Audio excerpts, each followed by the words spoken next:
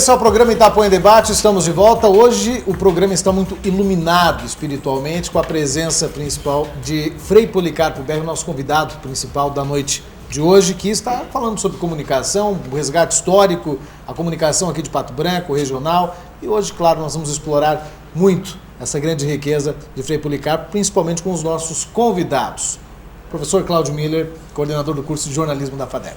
Frei Policarpo, dando umas buscas na internet, eu achei alguns textos relacionados à sua história na comunicação e eu vi aqui que em 1962 o senhor foi para Brasília, né, no Ministério das Comunicações, pleitear um aumento da potência das rádios aqui de Pato Branco. Eu gostaria, uma curiosidade que eu tenho enquanto comunicador é saber como é que aconteciam essas negociações com o Ministério, porque hoje nós temos essas concessões de rádios e televisões, elas são, quando elas saem, já não são mais assim, não é mais tanta surpresa para a gente. Naquela época, como é que essas negociações, se eram negociações, ou como é que isso acontecia? Como é que era a sua relação em se tratando dessas negociações no Ministério? Naquela época, a concessão era sempre dada através de políticos, né? Então, mesmo os bispos do norte do Brasil, quase todos eles tinham sua rádio, eles sempre pediam para os deputados deles, né, para conseguir a concessão, né? Por exemplo, às vezes entrava numa cidade, não havia edital de concorrência ainda, mas era só o pedido. Entravam, às vezes, 4, 5, né? Era até, às vezes, deputados e senadores e tudo. Então, lá o pessoal do Planalto, né, eles diziam assim, vamos estudar bem para quem dá, né? Então, eles arrumavam um pistolão para conseguir, depois sempre davam para os bispos, né? Não é? E assim, era questão política, não é? E quando nós entramos aqui, houve concorrência entre Pato Branco e Marmeleiro, né? Então nós falamos com o Antônio Babi, que era deputado do PTB, né? E o Antônio Babi então prometeu que ia dar, justamente naquela ocasião que o João Goulart esteve aqui em Pato Branco, onde atualmente é Supermóveis, ela era o Banco do Brasil. Ele veio lá criar o grupo de executivo das terras do Sudoeste, o GETSOP, né? Então, naquela ocasião, estava o Antônio Babi e também eu fiz um pedido lá também para o João Goulart, não é? Ele assinou até o pedido, né? E ali, então, houve influência política para nós conseguirmos, né? Uhum. E naquela época até podia ter 2 estações da mesma pessoa, né? Depois é que saiu uma lei nova que não pode ter 2 na mesma cidade, só se for outra. Então, eles aconselham, põe 3 padres numa, 3 na outra, assim pode, né? E quando vocês voltaram lá dessas negociações com o Ministério, que aumentou-se a potência, enfim, o que isso significou para a sociedade? O que as pessoas comentavam, né? Porque até então era uma coisa... o senhor disse que em 54 o senhor chegou aqui, em 56 o senhor já começou a encaminhar, já surgiu essa possibilidade de compra dessa rádio, né? E em 57, daí já com a Rádio Colmeia, aí em 57 foi comprada a Rádio Colmeia, é isso, né?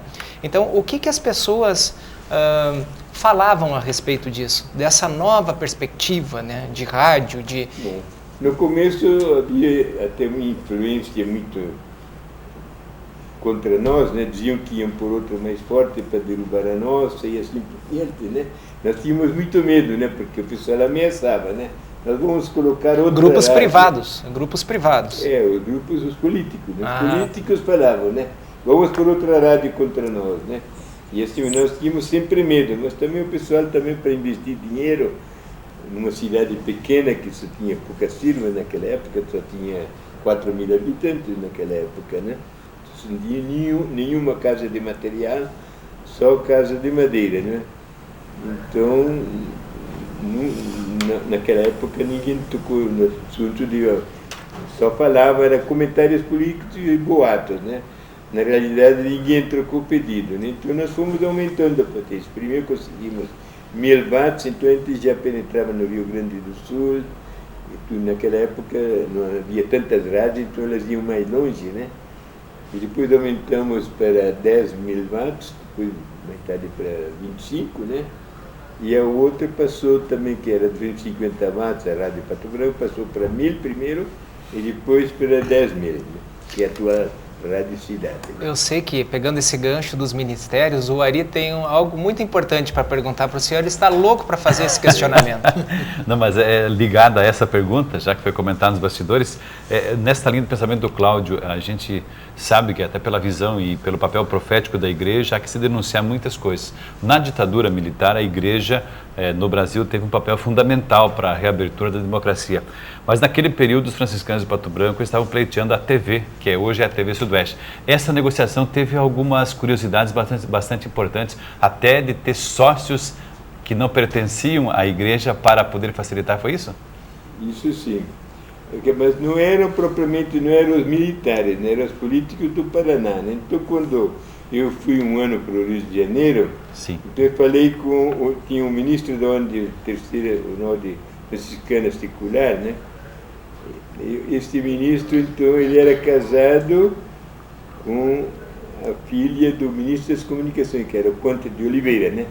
Então eu falei com ele para nós conseguir a televisão, e ele então disse, diga para o Policarpo para me escrever uma cartinha explicando tudo como está. Então eu escrevi a carta, né? E aí ele respondeu, eu vou agora consultar os políticos do Paraná. Né? E os políticos do Paraná, depois ele respondeu para o ministro da Ordem Franciscana, que os políticos do Paraná disseram que não queriam para nós porque os padres se envolveram no negócio de prefeitura lá. Ele disse que não entendeu direito o que se tratava, mas envolvimento em negócio de prefeitura. Foi porque o padre direto se candidatou para vice-prefeito naquela ocasião, né, que causou incômodo pelo livro e assim por diante, né? E depois também porque o Frei Cássio ficou vários anos prefeito de Planalto, né? Que justamente era contra o Ivo, né? O padre era contra o Ivo, era dos Martins, né? Luiz Carlos Martins, então eles apoiavam o outro lado contrário, da Arena 2, né? O Ivo era da Arena 1, e por isso então eles tiveram dificuldade. E quando estava tudo quase pronto para sair, aí houve exigência dos políticos do Paraná, não dos militares, né? Sim. Os militares para eles davam a mesma coisa, né? Sim. Que tinha que pôr outras pessoas. Então eles queriam, o doutor Chave preparou para nós darmos 5% para outros 3%. Eles não aceitaram, né? Tem que ser a metade, né? Então o Frei Nelson ainda negociou com eles para ser 45% eles e nós 55%, né? Aí entrou o Clóvis Varasquinho, o Antônio Garcia Novaes Filho e o Jornal Kozliski. Eles entraram junto, né? Mas eles fizeram um contrato conosco que depois, quando saísse, passariam para nós. Né? Só para forma, só para uma questão legal. Sim. Eles aceitaram, então, em 1975, então, o Geisel, o presidente Geisel assinou um decreto dando construção. Depois nós pedimos para a delegacia de Curitiba para transferir para nós e eles fizeram mesmo, né? Que lá não precisava, né? Não precisava, a própria delegada aqui fazia sozinho, não precisava nem em Brasília, né? Então foi feita a transferência. Primeiro transferimos 95%, ficou ainda o Novaes com 5%, depois ele transferiu numa outra portaria, transferiu os outros 5%. Eram pessoas que tinham ligação com a igreja também, né? Que eram pessoas que tinham ligação com a igreja, né? Sim, eles fizeram isso para nos ajudar, né? Eles sabiam que era uma exigência, né?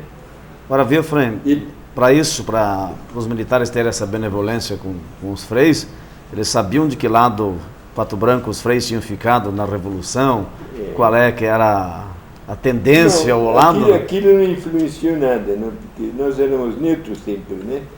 Mas eles chegaram a pesquisar, investigar vocês ou não? Como? Eles chegaram a investigar os militares, os frades? Não, uma vez eles foram, como eles investigaram em todo o Brasil, né? Tinha o SNI, né? Eles investigaram, né? Tanto assim que um dia vieram aqui pessoas para perguntar para o povo, assim, o que acham desses padres aqui na rádio? Eles são contra o governo ou não, né? Contra os militares, então dizem, os padres daqui são muito a favor do governo. Eles até gravam a Hora do Brasil em fitas cassete e vendem tudo para os colonos. Mas foi invenção, porque nunca gravamos a Hora do Brasil. Naquela época a gente só ligava a estação e depois ia embora. O locutor ia embora, né? Ia tomar a sua janta, né? E então de vez em quando entrava a Argentina e interferia.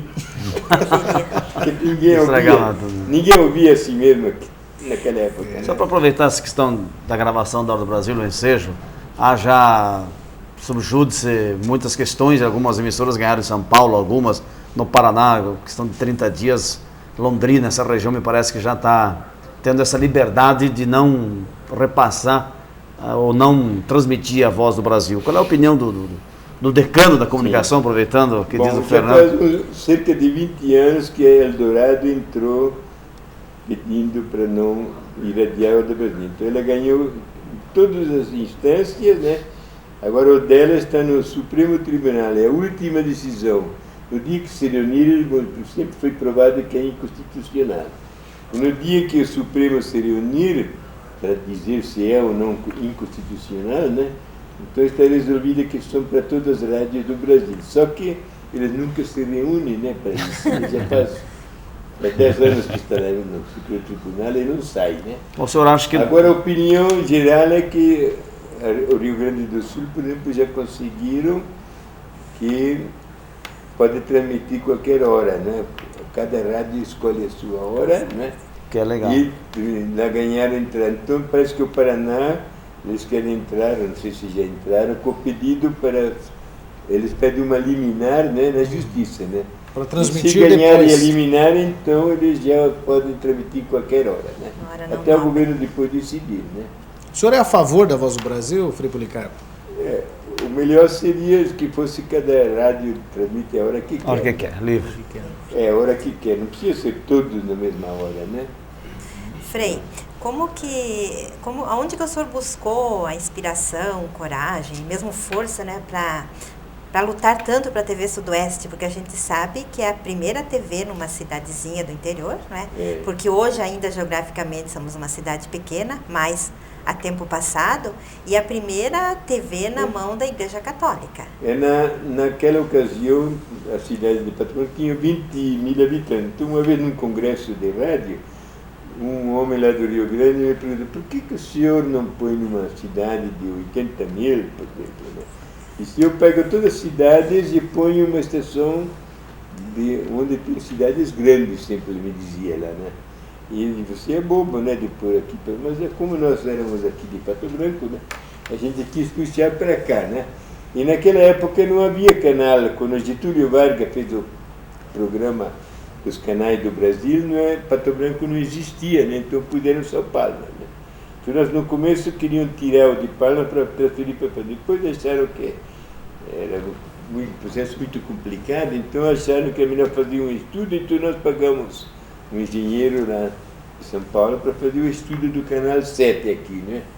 E depois então lutamos, levamos 8 anos para sair o edital, não é? Em 78, então, depois quando saiu o edital, levamos 8 anos desde que entramos com o pedido, né? O senhor chegou a comprar equipamentos, Frei Policarpo, nessa época, nesse tínhamos vácuo? comprado, os equipamentos.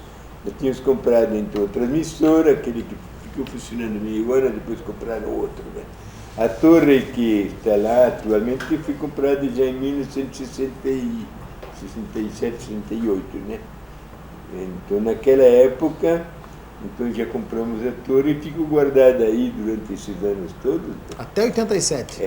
Até sair a licença. O né? sonho, o A desejo... nossa sorte foi ainda que não roubaram, porque ficou tudo numa montanha lá, né? Se fosse hoje em dia... É que sabia que era o Frei Policarpo. Não encostava um caminhão, como acontece, né? Aquela indústria TAF aqui, levaram o telhado uma grande parte, né? Exato. Não é? Então, naquela época não existia tanto roubo assim, né? Mas...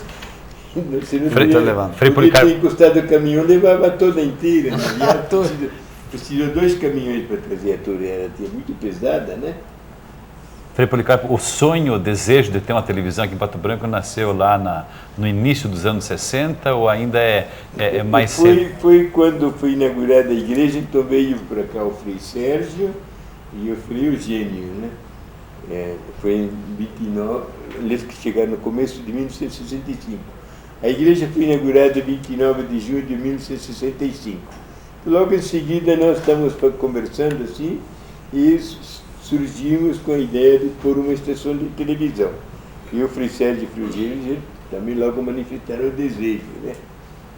Então começamos naquela época. Em 65. É que naquela época a gente não imaginava que demorava tantos anos assim para conseguir. Tanto assim que o Paulo Pimentel até uma vez esteve aqui em Pato Branco que me chama de olha, se você puder televisão aqui, nós queremos que você entre na nossa rede e nós damos de graça para você todos os filmes. Naquela época eles passavam de uma para outra. Né? As novelas também ele mandava 20 capítulos para Blumenau, depois de lá ia para outra cidade. Era tudo assim, né? O material era mandado de uma para outra, né? O senhor tem toda essa lembrança e toda essa participação na composição da TV aqui, e olhando hoje, né, para a TV, nós temos a TV Sifinalto, temos a TV Itapuã, olhando para tudo isso, que sentimento o senhor tem com relação a isso? Bom, a gente se sente feliz em ver o progresso em toda parte, em todo o país, no mundo inteiro. Afinal, hoje em dia também com a internet, com todo esse progresso, a gente se alegra e a igreja sempre favoreceu também o progresso em todos os sentidos, né? E justamente para a própria evangelização. É muito importante que nós tenhamos o melhor método e o melhor modo possível para divulgar as ideias. E até se diz assim que se Jesus Cristo vivesse hoje em dia, ele procurava internet, televisões e satélites de toda maneira também, né? Seria um grande entusiasta da comunicação, né? Ele foi o maior dos comunicadores do mundo, né? Como diz o Evangelho, ninguém falou tão bem como ele, ninguém, né? Os próprios soldados foram lá para prender Jesus e depois voltaram a dizer, por que não trouxeram preso? É porque ninguém fala melhor do que ninguém fala como ele, né? Deixa eu aproveitar o gancho para mudar um pouco o ritmo e a condução das perguntas, né, do Itapuã Debate. Por que a Páscoa, para nós católicos ocidentais, celebramos ontem, né? E por que para os judeus ela em abril tem diferença? Parece que o ortodoxo é outra parte. Sim, e por que eles não acreditam na ressurreição? São duas perguntas, mas só. Por que a Páscoa em datas diferentes? E por que eles esperam o Messias ainda, Frei? Por que isso? Os judeus eles acham que Jesus Cristo é um grande profeta, como Elias, Jeremias, mas não que ele seja o Messias, que eles estão esperando que o Messias ainda venha. Por isso que também eles adotam sempre o sábado ainda. Quando a gente vai para a Terra Santa, as lojas estão abertas, né? Porque os muçulmanos no dia santo é sexta-feira, os judeus sábado e os cristãos e católicos no domingo. Então sempre tem lojas abertas. Quando eu fui para Belém anos atrás, né, eu vi que as lojas dos judeus estavam todas abertas, né? Então eles não aceitam a Cristo como o Messias, só como grande profeta, né? E então eles fazem a sua Páscoa, etc., mas não é como a nossa, né? Que nós comemoramos assim, conforme a Bíblia, que é a lua cheia, ou contando de dezembro, né? Solstício, né? Primeira lua cheia de outono. Ou a quarta desde que começa o verão, a quarta lua cheia, né? É sempre a Páscoa, né? Frei Policarpo, eu gostaria de, agora também, deixando um pouco a comunicação sobre o pastor, sobre o sacerdote que é Frei Policarpo, e a gente acompanha esse lado tão evolutivo do senhor, ainda tendo a visão lá no passado da importância da comunicação, mas por outro lado, e até uma espécie de brincadeira, mas é um fato, o senhor não dirige, não se utiliza de um veículo tão importante como é o carro. Por que Frei Policarpo não dirige? Quando eu cheguei aqui, então, o Francisco Filhos era nosso vizinho, ele que o Frei Norato incumbiu ele para me ensinar a guiar carro. Então, eu ia lá no campo de aviação, lá era uma poeira danada, né? Eu fui lá no campo da aviação, né, que eu aprendi a guiar um pouquinho, né? E depois, então, eu de vez em quando batia num poste, né? E depois, quando chegou o Frei Gonçalo aqui, ele comprou 2 jipes novos, né? E então, foi justamente no dia da inauguração da paróquia de Vitorino, que era dia 1º de maio de 1960, né? O Frei Gonçalo pediu para eu ir na frente de todos para avisar que o bispo está chegando, né? E quando eu cheguei lá no Rio Caçador, né? Eu estava grupo do Calef, uma turma de homens, estavam todos me cumprimentando assim. Aí eu pensei, será que eles cumprimentaram ou pediram carona? Aí eu olhei para o lado, enquanto isso o jipe virou e bati num pinheiro que empurrou o pinheiro 1 metro para frente. Né? Aí depois o Frei Gonçalo disse, é melhor. Quando eu cheguei, fui lá no Hospital São Lucas para ver, examinar se não machucou o peito. Eu fui até o doutor Belmonte, examinou e disse, não tem nada, não tem nada. Aí o Frei Galdino, que me encontrou no jipe, estava cuidando dele, né? Como é? Estragou o jipe? Nem perguntou se me machuquei. Só pensou no jipe, estragou o jipe, né? Quer dizer, o senhor chegou a dirigir. E aí o Frei Gonçalo achou que não convinha que eu guiasse o jipe. E então, um belo dia, houve a inauguração da igreja, que é a maior festa que houve naquela época, mataram 32 bois. Então eu tinha comprado uns 3, 4 números da rifa e ganhei o jipe, né? Ah, ganhou o jipe. Ganhei o jipe na rifa. Até eu estava jantando e disse para a cozinheira, né? E eu ganhei o jipe, né? Mas ela nem pensou que era brincadeira, nem acreditou. Aí o Frei Gonçalo, o Frei Sérgio, né? Veio me chamar aqui, para eu estava arrumando o altar, para eu ir lá agradecer ao povo, estava Dom Carlos junto, né?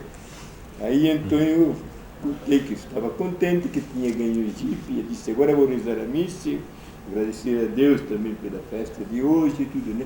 Aí enquanto o povo depois ficava tomando cerveja, eles inventaram assim que eu lá rezava a missa e depois eu perguntava, naquela época, ele dizia, o Senhor esteja contigo e contigo também.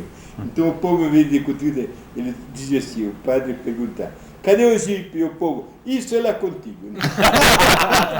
Depois vinha outra, então eles falaram também, que na hora depois do ofertório, orai, irmãos, para que o jipe, o meu jipe, que também é vosso, seja aceito por Deus Pai Todo-Poderoso. E no fim eu dei a bênção final, eles inventaram que abençoe-os o Deus Todo-Poderoso, Pai e Filho. Ide em paz, o jipe é meu e todo o povo, graças a Deus. Mas era tudo, o pessoal era com cerveja, inventaram. Aí do cara levou para Curitiba, foi contar para os frades no Bom Jesus essa história dos...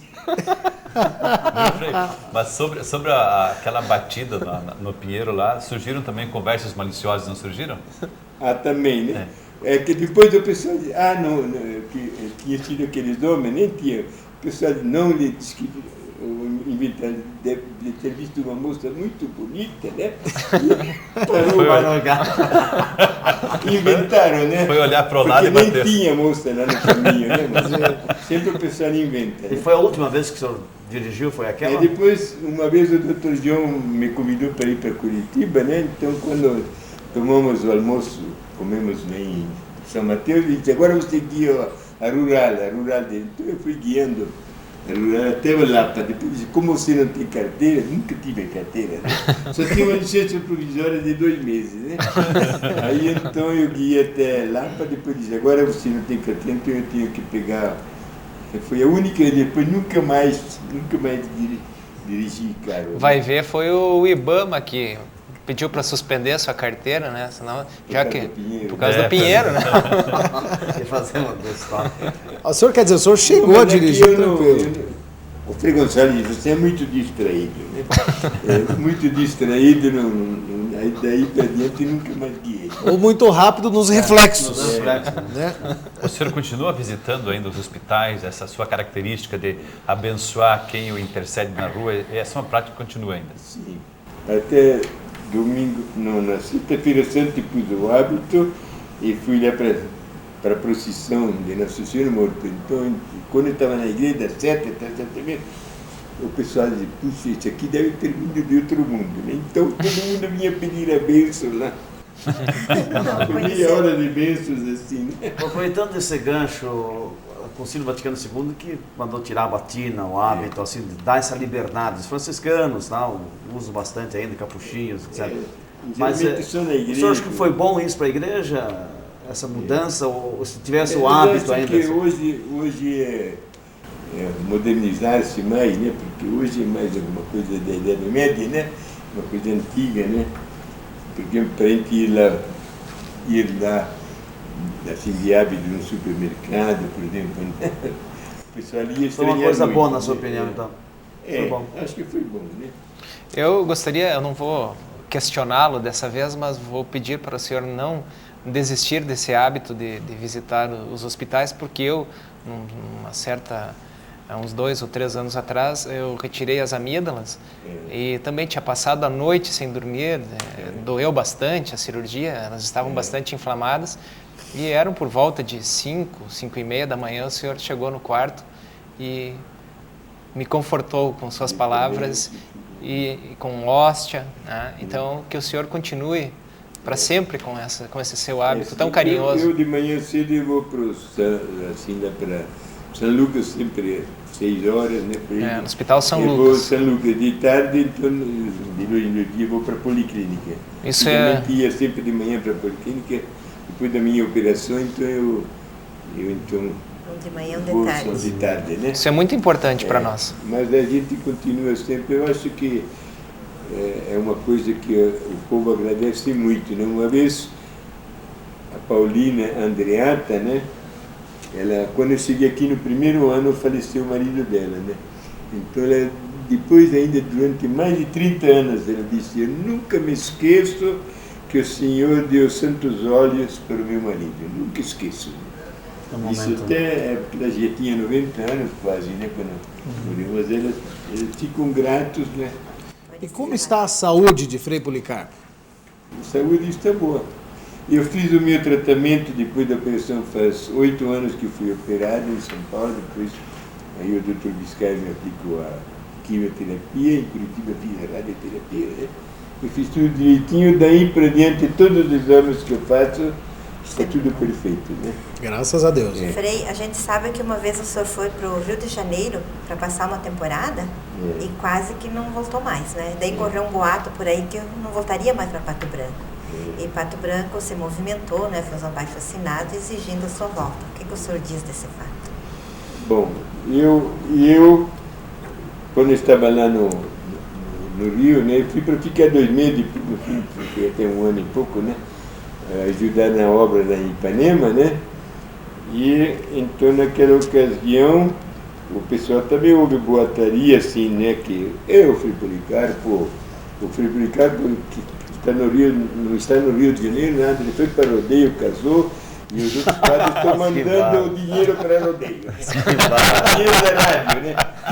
Mas aí o Frei, quando eu espalhar esses boatos, né, eu nem sabia de nada, mas o Frei Sérgio então falou na rádio dizendo que eu estava no Rio, e quem quisesse escrever para lá, ou telefonar, então o Juca Simeão foi o primeiro, naquela noite já me telefonou, para ver se era verdade que eu estava no Rio, né? Aí eu atendi a ele e tudo. Depois um dia veio o Guilherme Zamaria da Capela Nacional do Carmo, também me escreveu uma carta. O Frei Honorato, não o Frei Sérgio, falou que o senhor estava no Rio de Janeiro e nos deixou aqui. E nós, aqui na Capela Nacional do Carmo, agora somos como ovelhas sem pastor. Quem atende a nós aqui é o Frei João Evangelista. Eu escrevi a carta assim, né? Que ano foi isso, Frei? Que ano que o senhor foi? Em 1977, né? O senhor foi para o Rio de Janeiro, daí ficou tempo lá. Frei Policarpo, o senhor se imagina numa... Eu fui emprestado, né? Que não era transferido. Na paróquia, né? Fui emprestado para ajudar lá, né? Policarpo, o senhor se imagina numa outra atividade profissional que não a vocação de sacerdote? O senhor poderia, por exemplo, ser um radialista, enfim, o senhor se imagina numa outra atividade ou não? Bom, é que eu nunca, porque quando eu nasci, né, os meus pais nem me registraram, né, nem a mim nem o último, nós éramos 11 irmãos, né? Os outros dois, esses últimos dois vão mandar para o seminário, então não precisa registrar. Eu só me registrei aos 18 anos. Quando era para fazer retiro, o tiro de guerra, né? Então, e não tinha documento, não tinha sido registrado. Eu fui para o rodeio depois para me registrar, né? Com 18 anos, né? O senhor foi para o seminário sem registro também? Também naquela época Não tinha tanta pediam, né? necessidade. E não tinha certidão, o pessoal não tinha nem CPF, não tinha documento, nunca exigiam de nada, né? Então o senhor não tinha documento, não né? teve outra opção, o senhor foi desde pequeno para o seminário. Aí quando eu era pequenininho já tinha 2 irmãos franciscanos já, né? Então eu fui direto, já tinha 11 anos, já fui para o seminário, né? E fui lá justamente quando eu fiz antes de ir para o seminário, fiz a comunhão solene. Naquela época eu fiz a primeira comunhão logo no primeiro ano, depois a comunhão solene, né? Aí o meu primo disse, escuta, vamos ver rádio, escuta a rádio, né? E eu nem sabia que existia rádio, né? Não, era novidade, né? Então eram os primeiros rádios que tinha. Então eu subi, era o 2º andar na casa, e vi que tinha na mesa assim uma caixa grande, assim, né? E saía aquela voz assim, era um discurso, não sei se era de um político, né? E tinha um homem sentado lá ao lado, lendo o jornal. E eu pensando assim, mas como é que sai a voz e ele está com a boca fechada? Fiquei lá uns 15 minutos e depois fomos embora, né? E sempre pensei que era ele que falava. Só que ele não abria a boca, sabe? Eu não imaginei que era... A gente não sabia que existia rádio. Foi o primeiro rádio que eu vi na minha vida, né? Quanto tempo o senhor ficou sem voltar para casa, sem ver os irmãos e os pais? Naquela época, a norma era assim, era 7 anos de estudo, depois antes de ir para o Anunciado, no penúltimo ano, então, a gente ia para casa ficar 1 mês, 2. Mas que às vezes os pais nem conheciam mais a gente, né? Agora, no meu tempo, então, foi introduzido que podia ir 2 vezes, né? De 4 em 4 anos, né? Ficava 8 anos, né?